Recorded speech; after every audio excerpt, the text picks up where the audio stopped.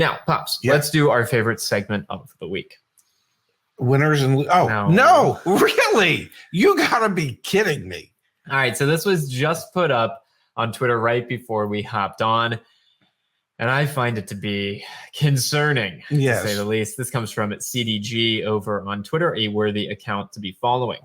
We thought we'd get flying cars. Yeah. Instead, car payments are so high that AutoNation just introduced 6 to 12 month, quote, micro-leases.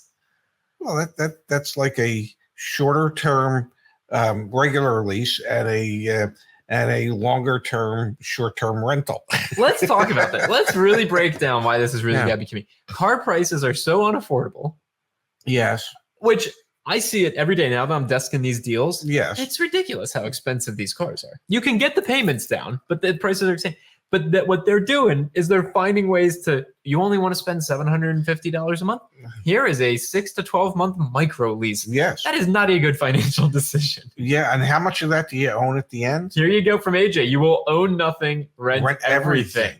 What's that big Aaron's Rentals? Is that what it is? What's Aaron's Rentals? You know, where you can rent your furniture and your TV and extended rental. Yeah. Yeah. Oh my God. So that's going to be the whole thing. It's just going to be cars, everything. Hey, let's be very real. The industry is pushing in this direction. They want you to not own a car. They want you to be able to push a button and, you leased and now you don't get it back. And I mean, the industry is definitely pushing in that direction. I personally, I want them to bring back the subscriptions. You really do?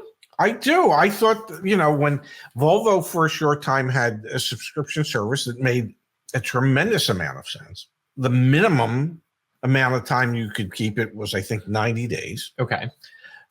You could swap cars. Yeah, I remember the lease. They covered or the subscription program. They covered insurance and maintenance. Yep. And, it was like $750 a month for one of their cheap cars. And that was all in. Let that sink in, though. But it was all in. It wasn't $750 plus insurance. It wasn't $750 plus insurance and maintenance. I hear you. It was $750. And if the car broke down, they brought you another one. All right. So he is officially team sign up for a payment. I think subscription makes sense where, you could keep it a year, 3 years, 2 years, whatever it is, 3 months. I'm very surprised to hear this. No, I think when almost 20% of car payments are $1,000 a month or more, I think subscriptions start to make sense. And the fact that, let's say you really only needed a car for 3 months, or let's say you go into the subscription service, and in 3 months your life changes.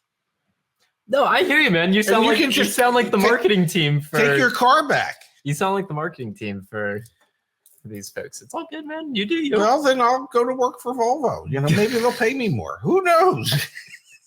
I'm just saying, I'm not team micro lease. I'm not team subscription. I'm team negotiating out the door price. Yeah, fair deal. CarEdge.com, all sorts of free resources back there, Dad. Like what? Oh, I don't know. What's your car going to depreciate over time? How much is your insurance going to be? What should you expect to pay for fuel? It's all there. All that information in one place. All right, Dad, we talk about startup companies from time to time. We are, CarEdge. What we're trying to do, we're a startup company. We're trying to find a way to make better, more transparent, fair car buying, car leasing, car selling experience, all that fun stuff. And, sometimes it takes you a while to figure out your footing and to make sure that you're doing things right. Well, for startups at a large scale, yes, it is seemingly very difficult to make money. EV startup Lucid, yes, is losing over $500,000 for every car it sells, which is a material improvement. They had been most recent quarter, I think it was $750,000. No, it was $555,000. I would still want to do the math and divide the loss this quarter, which was greater than the previous quarter, by the number of vehicles sold.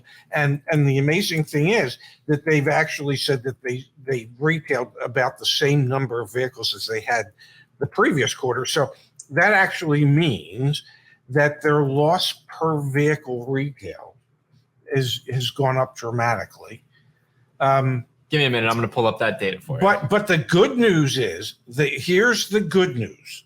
The good news is that the Saudi private investment fund keeps giving them money, and so they should be able to be around. See, there you are. 1 second. Let me pull this up on the screen for everyone. So with that money from the Saudis, they should be able to be around for years. And they recently just partnered with McLaren. So apparently, the Saudis figure there's a real niche market for these vehicles. Yeah, there you go. Q1 deliveries, 1,406. Q2 deliveries, 1,404. They produced fewer vehicles in Q2. Well, the loss was like $750 million. Lucid has a 310-day supply of inventory on hand. Yeah. Yeah, it's fascinating to break down what's going on with Lucid. I mean, hey, I'm going to be very, very honest. Beautiful looking cars. Beautiful looking sedans. I've seen one. Yeah, and that's I've seen two. There was one in Washington, D.C. that I saw. Yeah, I saw one in Bethesda coming out of the parking garage. Yep, and then there's one here. Okay, so I've seen two in a pretty populated area of the country.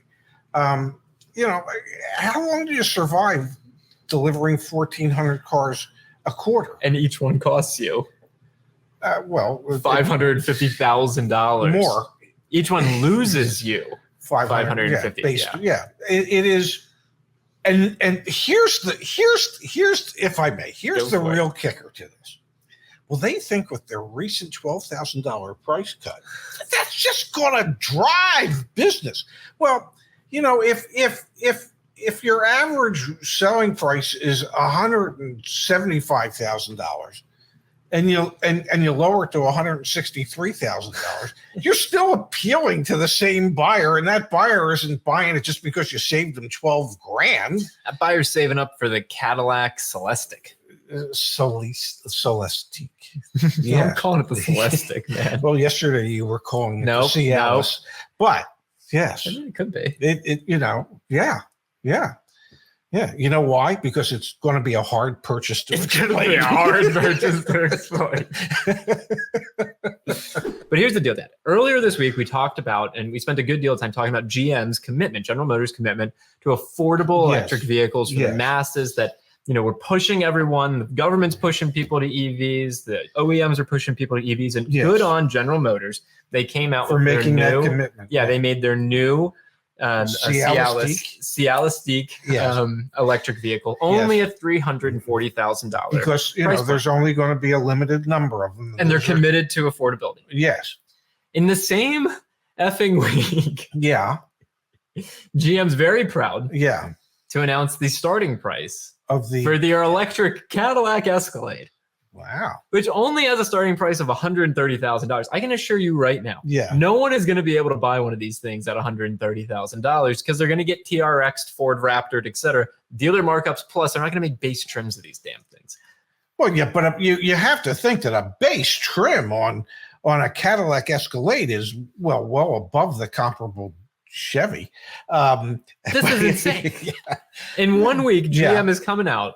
Hey, come on. You can get one of these and save $210,000 over that Celestiq. The Celestiq.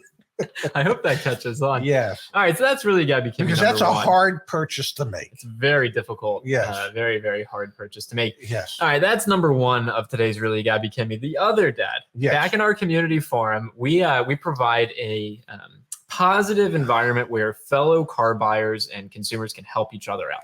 Part of that is providing warnings for groups, dealerships that you should avoid. This has not been validated by us. This is from Darnell. Keith Pearson Toyota. They mark up all of their new vehicles a minimum $10,000. So normal stuff like the Corolla Camry and so on. For more rare vehicles and Tundras, they bring it up to $20,000 markup. I've even seen $25,000 and $30,000 markup I also see there is an extravagant amount of dealer-added equipment on every new car. Going there for service and walking around and seeing this should make people's blood boil. Again, not validated by us, but this looks fairly convincing. $27,370 price here, Pops. Yes. Somehow becomes a $40,000. And this was a Corolla, if I'm not mistaken. Yeah. Oh my God. You know what? And it's got a trailer hitch on a Corolla and a bug deflector. Yeah. You know, you got to give dealerships credit. They are some of the most inventive, creative people on the face of the planet. I mean, because who wouldn't want to have in $3,000 worth, $3,100 worth of stuff to know that they have that bug deflector and the all-important trailer hitch for your Corolla? Because you never know when you might have to pull that Chevy Cialis Teak behind you. One more here, Pops. We've got up in the great state of Alaska, the AG, Attorney General in the state of Alaska, suing Swickard Auto Group over allegations of false advertisement. We're starting to see, it seems like, a bit of a pickup from AGs taking some action here. Well, in some states. In some states, yeah. Yes. I mean, Florida, it'll never happen. Well, I don't want to say never, but we are starting to see some enforcements. And so the story here in Alaska is pretty straightforward. They were advertising prices, and then the prices changed when you got to the dealership, which is illegal, but everyone does it. So it's not illegal until a state AG finally wakes up, takes their head out of their tuchus, and actually does something about it. Well, and the only reason it happens is because, they tried to do it to a state inspector of some kind and a state investigator of some kind. And that triggered his antenna. And he said, well, why don't we just investigate them? And they did. Yeah. God.